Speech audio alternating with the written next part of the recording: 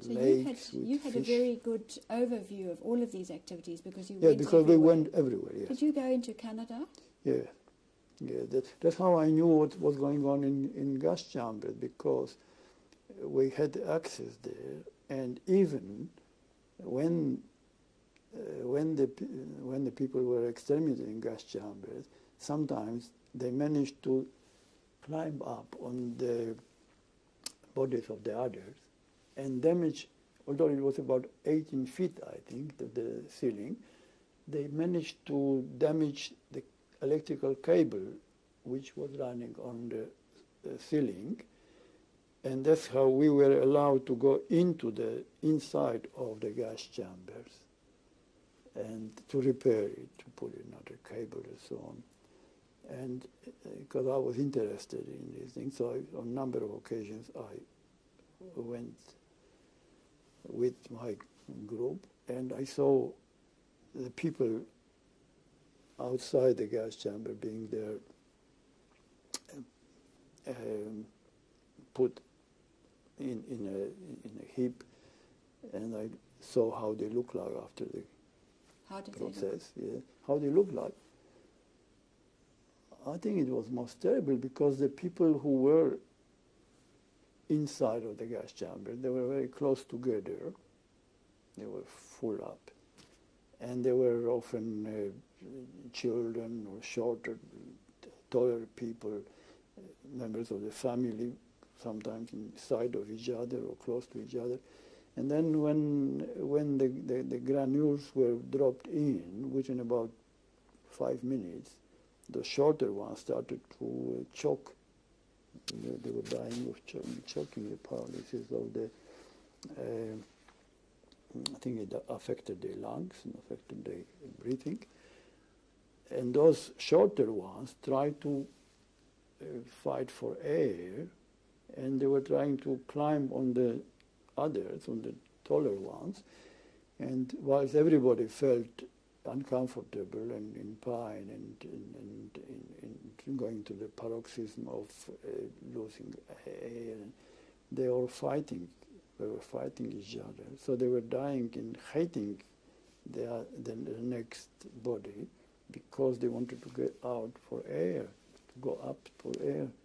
So subsequently, they often inflicted injury on themselves. They scratched, they tore the flesh, they beaten in other people, and they were always open-mouthed, always the expression of hate, of extreme emotion, sort of a negative emotion, and they died in paroxysm of hate and fear, and all this took about 20 minutes, 25 minutes, and everybody was dead. But the first one to die were the shorter one, and the taller ones lived a few minutes longer. But it indicated they died fighting each other. There was no harmony, no peace. It was dreadful. Dreadful to see it because it shows you that when people dying in these circumstances are not dying with the mind of concentrated on sort of hating the enemy or feeling righteous about being sort of a prosecutor. No, they died because they had the next body for taking the air. Did you have also access then to the crematoria? Did you have to do repairs? Yeah, we did. And in crematoria also there were also few goods in the crematoria because sometimes they did the breaking out of gold teeth and crowns in crematoria. When they missed it before, there was a special group which was removing the gold teeth, but quite often they were missed, and in crematoria there were always few prisoners who were engaged in getting it out. So there always was something worth going to. There was some gold there. So I entered a few times crematoria. I knew a few people in crematoria. I've been several times in this area of gas chambers, particularly around the crematorium 2 and 3 and 4 in Birkenau. And of course, later on, I was instrumental in helping the people who were in crematorium 3 to organize a rebellion, which was the only case of armed resistance of Jewish people in the camp against. Do you want to talk about that now? Oh, whenever you want to. Yes. Did that happen after you went back to? Oh yes. Well, let's what continue in happened to me, the chronology about you yeah. in May 42. Oh, then in May 1942, I was recalled back to camp in Kielce, in prison in jail in Kielce, because, not in my knowledge, but what I found later on, what happened there was that Polish detachment of the Polish underground army took revenge for me and approached this chap Novak. They executed him, his daughters, 2 daughters, and they burned all the buildings of the farm. And they put even a notice outside an execution on behalf of the court of the Polish state, underground state, just to make example that a traitor is going to be punished in that way. I didn't know anything about it, but that happened. And of course, the Gestapo was thinking that I was involved in some way, or I will know something about it. Obviously, they didn't have a clue who were the perpetrators of this action. And so they recalled me. They took me out of Auschwitz and sent me back to the jail in Kielce. What did you think when they came to fetch you? I thought they were going to execute me, but they didn't. And then in Kielce, of course, I felt that that's the end again. And then they had beaten me up again and trying to find out who was behind it. And I really didn't know anything about it. So they kept me there in Kielce altogether about 3 months. And then I think the first days of September, or either it was the end of August or beginning of September 42, I was sent back to Auschwitz. And before I was sent back, the Gestapo in Kielce told me, it doesn't matter, you're going to die anyhow, so you might as well finish in Auschwitz, so you go back to Auschwitz. So they sent me back to Auschwitz. And tell me about your return. On the return, then I was given different number. We given this number 66423, because there was a current number, and my previous number was annulled because of the fact that they sent me out. And then I was sent back to the electrician group, and shortly afterwards, I think it was in end of October or November 42, I had a typhus and become very sick. And I went into so-called Krankenbau, the hospital. Were you welcomed back by the electricians? Were they pleased to see you? Were they still the same people? They were the same people, There was no changes there. Yes, they were, and I was placed there mainly through connection with some friends, and I met some friends in the group, and they were still very friendly, and I had a good time actually compared with other people. After you came out of hospital, where did you go back to your duties? After the hospital, I met after I sort of recovered, I stayed for a while in hospital as a so-called Hilfspfleger, assistant nurse, prisoner nurse, where I found out that the whole brain of the Polish underground organization in the camp was there, located in the hospital, and I met some friends among the people who were running the Polish underground organization of political prisoners. And then I was sent back to my group, electrician group, and then we acted, once I went back with few others, as a part of the action of the Polish underground movement in the Polish resistance, political prisoner resistance movement in the camp. I'd like to talk about that in detail, but this is too near the end of the tape. But can you tell me which were the three groups of resistance?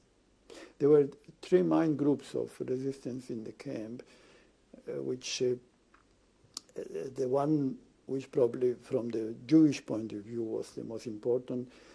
There were the German communists. They were so-called Spanienkämpfer, communists who took part in the campaign in the civil war in Spain, in the international brigades. They were mainly communists who were transferred from the camp in Buchenwald and in Dachau to Auschwitz, and who were in various functions, mainly block test, there were some capos, and they were very ideologically dedicated people, and one of the points of the action was to help Jewish prisoners, or to protect Jewish prisoners. And they were small groups, but they knew each other for years and years, and they were very anti-Nazi. They were all communists and very fanatical people.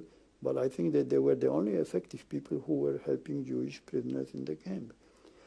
And then there was another group which was much larger and much more effective. There was a group of Polish political prisoners. This one was organized by a political party which was near the same as the National Socialist Party in Germany. They were Polish radical nationalists. George Bielski on the 11th of April 1995 at his home in Sydney, Australia. Go on, please, about the second group. The second group was the most effective and the strongest group. Were the Polish political prisoners, and dominated and formed by the Polish Radical Nationalist Party, ONR in Polish, the camp of the Radical Nationalists. And the leader of the party was one of the prisoners, and he was working in block number 21 and 20 and 20 and 19 in the so-called Krankenbau Schreibstube, the office of the camp hospital. And he was the pre-war leader and the chief ideologist of the party. His name was Jan Mosdorf. He was of German origin, Baron Jan Mosdorf, was very Polish, very nationalist. Spell it. M-O-S-D-O-R-F. And mind you, the official history of the camp made under the communist rule, they omit even mention him because he was the political enemy of the communists.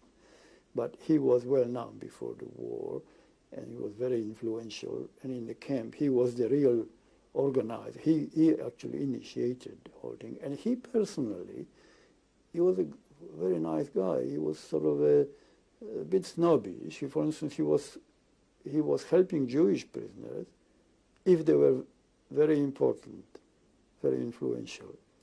And he divided, I think, the world of people who are influential and people who are the rest. And if you were a Jew and influential, he would help you, and he was so disposed. And he was a bit of a snob, but anyhow, he was then also executed and shot by the Gestapo in 1943. But he initiated it. And there was also a number of others, many journalists. Did you meet him personally? Yes, I met him personally. At the time that you were in the hospital? Yeah, in the hospital, yes, because he was in charge of the office, of the hospital office. And in the third group? And this group was influential, and we were then active to the end of the camp. And you were a member of that second group? I was a member of the, and I was, but I was not representing the Polish nationalists, because I represented the Polish socialists, because I was always, I was a member of the Socialist Association of Students and so on. Therefore, I was sort of being the.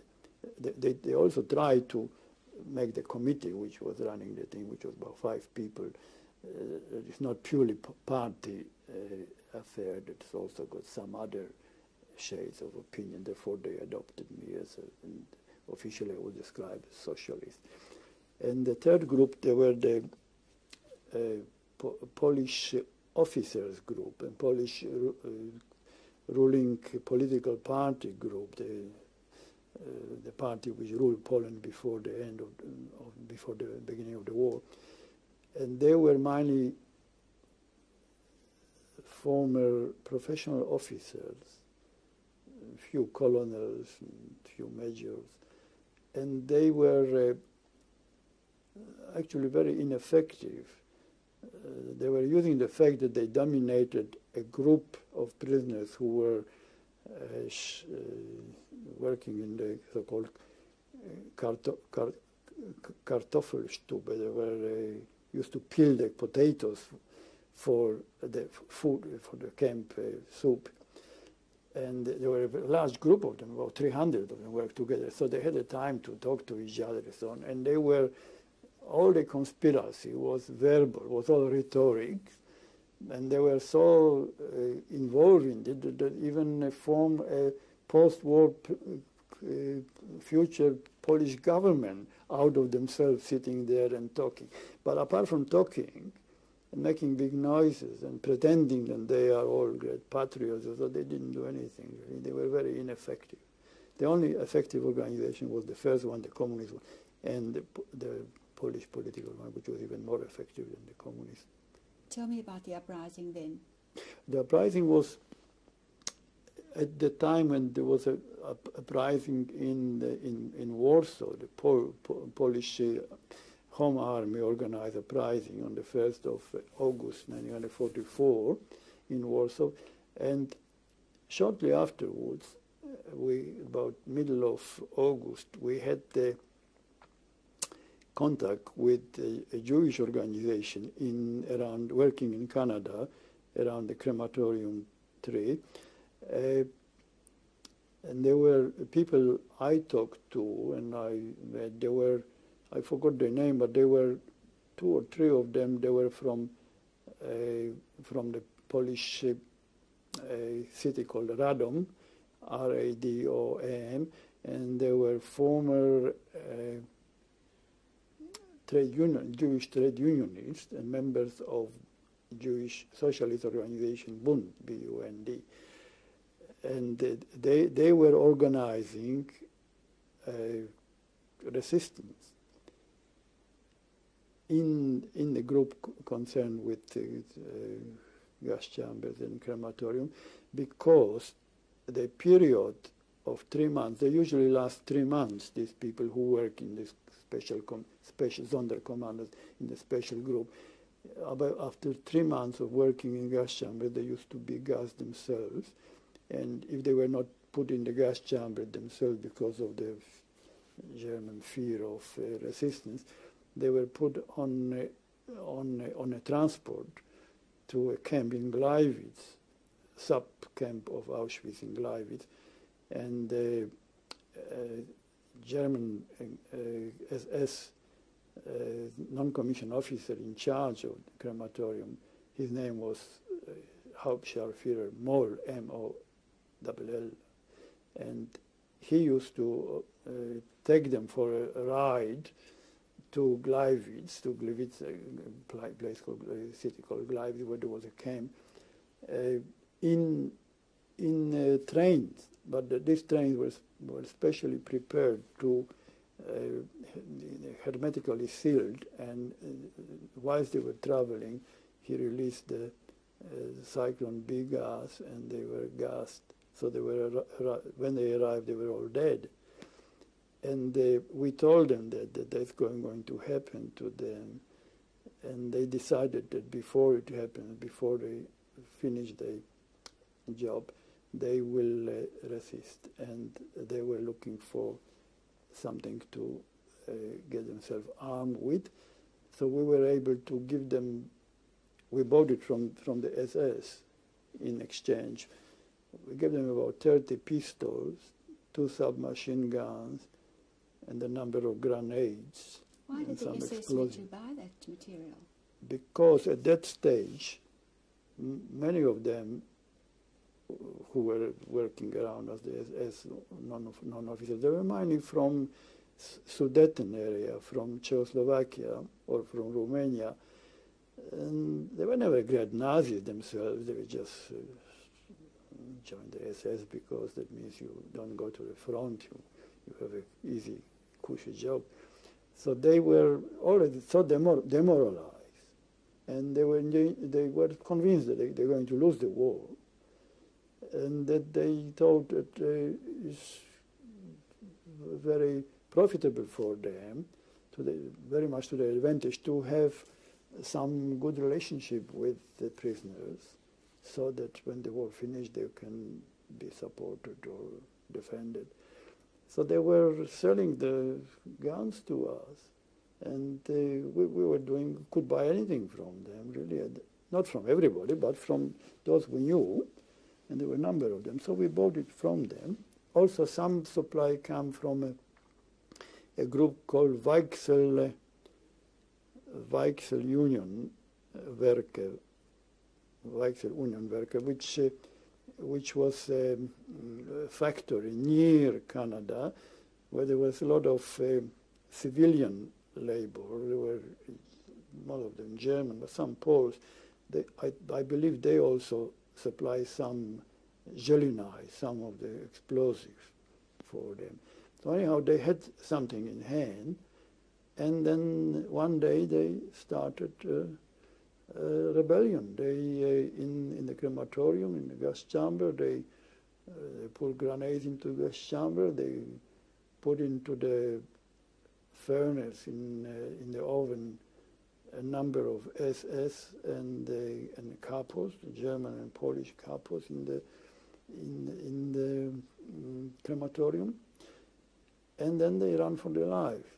But out of about 500 people in the command, only about 80 were involved in organization, in conspiracy, and they did all the resistance, all the fighting, and also they ran. The others decided not to run. They thought it was too dangerous where to run anyhow. And those who ran, of course, they exchanged fire with the guards on the towers, and some of them managed to go through the so-called Postenkette, through the chain of watchtowers. But most of them, they just sort of pretended that they're innocent, or if I stay where I am, then nothing happened to me. And how wrong they were, because within about half an hour, there were hundreds and hundreds of, there was an alarm, of course, and there were hundreds of SS rushing to the place. And whoever they saw around, they just shot them dead. So everybody was shot dead, really, the whole command, except for those who managed to escape. But how much of this did you know about? Did you see any of it? When it was happening, no, we only had the reports. You had the reports from other prisoners who were seeing. I was not seeing it personally, but there were a few of my electrical command who were seeing that, and they told me that. And how many at the end managed to escape is not known. We believe that 2 managed to escape, but some others were killed whilst escaping, and few were captured and then hanged in the camp. But that was definitely quite an achievement, because approximately 30 SS men, Sturmmen and Rottenführers and some under non-commissioned officer of the SS, plus a number of couples were killed. And so that was something. And it was the first sort of organized attempt to resist the camp by the Jewish prisoners. Did your life change after that? Was the guard more heavy? Oh, immediately after that, it was, of course, they put us all lock us up and kept us locked up for about a couple of days just for safety reasons. What shocked me was this, that at that time we were able to have radio communication with the Special Operation Executive in England, and we even managed to have our own broadcasting at that time. Where did you hide the radio? In our workshop, in the electrical workshop. All was very well organized and sort of very safe on account that we didn't have any informers among our people, which was unusual because there were hundreds of informers in the camp, and otherwise anywhere else you couldn't do that. So anyhow, we have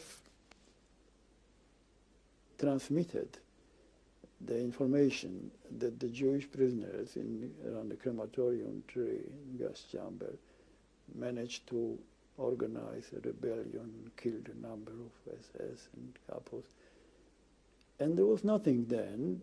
I used to listen to the radio every day at that time. There was nothing until sometime later, sometime in early October, on the BBC and on the Radio America and so on, there was one day there was a news that after the defeat of the Polish uprising in Warsaw, thousands of Polish civilians were deported to Auschwitz, where they wait for further deportation to Germany, which was true, that they were responsible for a rebellion in Auschwitz and killing these people, not the Jewish people. And how did you feel when you heard that? They were very, very, very dishonest and very hypocritical, and showing that either the English people or the Polish people on the other end in England were dishonest, but they obviously have falsified and altered the truth information. Even when that happened, the Jews were not credited with anything. I think I was very disgusted with it, and but that's life. That's how it works. The Jews were the Polish people, the Polish prisoners in the camp. Even if they were not anti-Semitic directly or didn't do anything directly to hurt any Jewish people, they were still had that kind of a attitude of mind that as long as there's enough Jews come to the camp to be exterminated, we are safe. So let them be exterminated because that delays our disease, our demise. So it was kind of a reassurance that as long as the Jews are there, they will be the first, the Jews and of course the Gypsies, and they will be the first to be exterminated. We will be the next. So maybe by the time they come to us, it will be end of the war. Tell me what happened next then. How did time went on then, and what happened to you after the uprising? Oh, after that, we were at the end of November. All 1944. All non-Jewish prisoners in Auschwitz were transferred to other camps inland in Germany, to the west. There were some 10 to 15,000 Jewish prisoners left in the camp. The others were transferred. So I was lucky to be transferred to comparatively good camp, to Sachsenhausen, Oranienburg. My greatest satisfaction was that I was instrumental in getting justice for the greatest Nazi war criminals. That's in the first war criminal trials against Joseph Kaltenbrunner, the chief of the Gestapo. I was the only witness who would contribute to the accusation of him being responsible for that, because genocide had to be proved by a direct implication of the accused person in the act of murder, being present there, or watching it, or participating, where Kaltenbrunner denied everything, absolutely everything. He said, yes, I was in the office, I was signing papers, but I never touched a prisoner, I never touched anybody. But I was the only prisoner who could say, I saw him watching the extermination in gas chamber. And also in Auschwitz. In Auschwitz, yes. And also in the second war criminal trial. On the 11th of April 1995 in Sydney, Australia.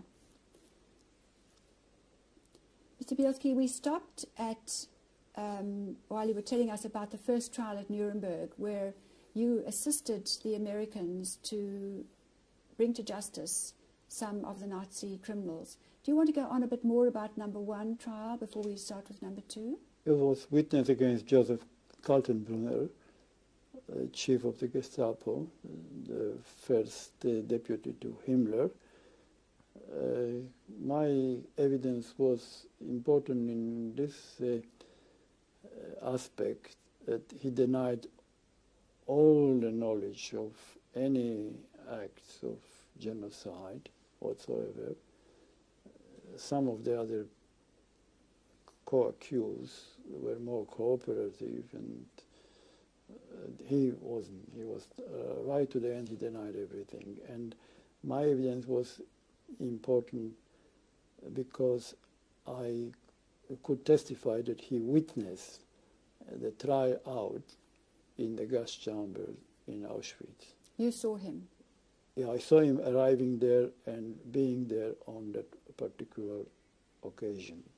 So that he came there, I believe, to check up what are the security arrangements to see that there are no survivors of witnesses to this kind of mass extermination.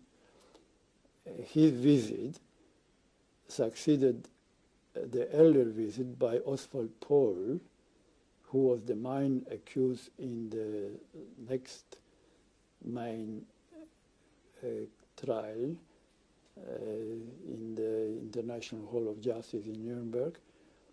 There was a trial of so-called concentration case leaders. There were the main accused was Obergruppenführer Oswald Pohl, second deputy to Himmler. He was in charge of all the so-called economic administration of SS, and the concentration camps were part of the economic administration of SS, because any kind of production, any kind of profit out of the camps was going directly to the SS coffers. So he was the chief of the Hauptwirtschaft Verwaltungsamt of the SS in Berlin, and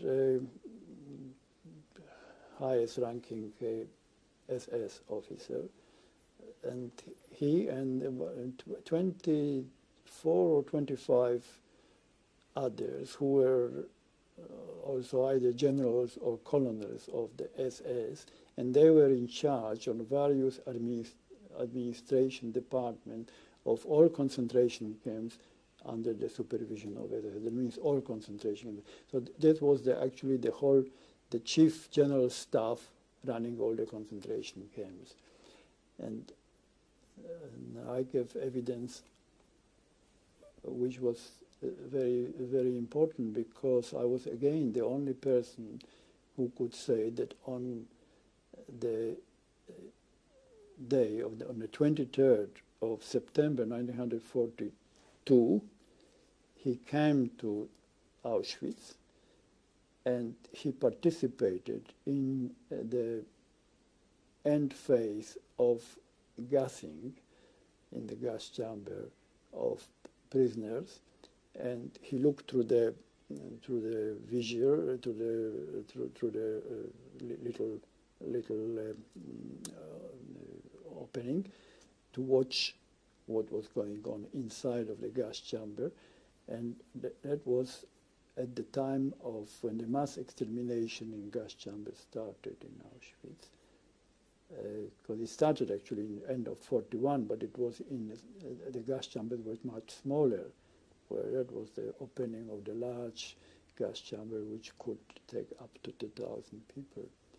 So he was there in Auschwitz, and he saw it. And my evidence went much against his proclamation of innocence, and he said, yes, I was in charge, in Berlin. If ever I went near a concentration camp, it was only just to have a general inspection, and everything was speaking Spanish, everybody was happy, and everything was looked brilliant. Nobody told me anything what was going on there. So my evidence was the only one which decided of that he was found guilty of genocide. And after that, I gave evidence against 7 others.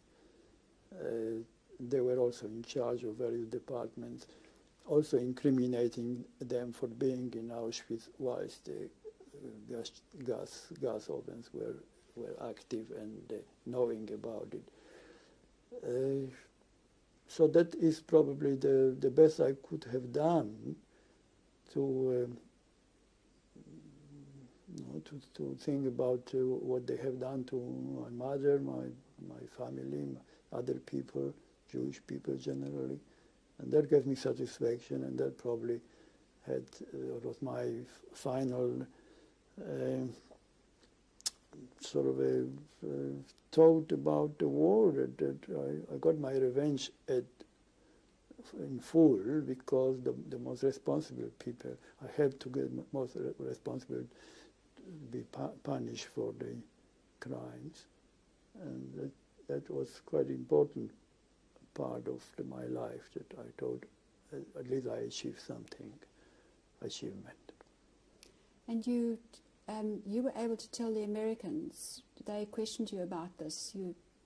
How did you make contact with somebody high enough in the Americans to tell them your story? The Americans contacted me because my participation in the underground movement in Auschwitz, due to the fact that we were sending information outside through the channels of Polish underground organization, and also through the Polish government in exile, and also through the British Special Operation Executive, were known in London, and they contacted me because they knew that I was active in the resistance movement in Auschwitz. And I would know probably more than a normal, ordinary prisoner could have known. Where one of my tasks in the underground movement was to gather information. I was sort of an information officer, including listening to the radio, running broadcasting, finding out information which could be then instrumental in finding guilt of people who were mainly responsible for what was going on in Auschwitz.